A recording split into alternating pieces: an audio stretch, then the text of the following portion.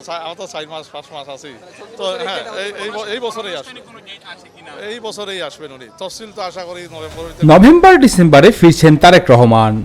BNP ভোটে জিতলে প্রধানমন্ত্রী হবেন তিনি, বললেন হুমায়ুন কবির। নির্বাচনে বিজয়ী হয়ে বিএনপি সরকার গঠন করলে তারেক রহমান হবেন প্রধানমন্ত্রী, জানিয়েছে দলের ভারপ্রাপ্ত চেয়ারম্যানের পররাষ্ট্র বিষয়ক উপদেষ্টা হুমায়ুন কবির। আগামী জাতীয় সংসদ নির্বাচনের তফসিল বছরের শেষ দিকে ঘোষিত হবে। সে অনুযায়ী নভেম্বর ডিসেম্বরের মধ্যে বিএনপির ভারপ্রাপ্ত চেয়ারম্যান তারেক রহমান দেশে ফিরবেন। আজ বৃহস্পতিবার বিকালে সিলেটের ওসমাননগর উপজেলার গোয়ালবাজারে এলাকাবাসীর উদ্যোগে আয়োজিত এক সুধী সমাবেশে প্রধান অতিথির বক্তব্য শেষে সাংবাদিকদের প্রশ্নের জবাবে তিনি একথা বলেন।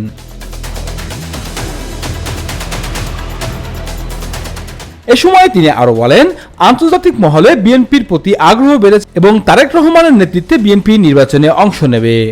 মার্কিন রাষ্ট্রদূতের সঙ্গে সম্প্রতি তারেক রহমানের বৈঠক প্রসঙ্গে ভারপ্রাপ্ত চেয়ারম্যানের পররাষ্ট্র বিষয়ক উপদেষ্টা বলেন, বৈঠকটি ছিল সৌজন্যমূলক, তবে আলোচনায় দেশের রাজনৈতিক পরিস্থিতি, তারেক রহমানের দৃষ্টিভঙ্গি এবং তিনি নির্বাচিত হলে রাষ্ট্র পরিচালনার পরিকল্পনা ইত্যাদি বিষয় উঠে এসেছে।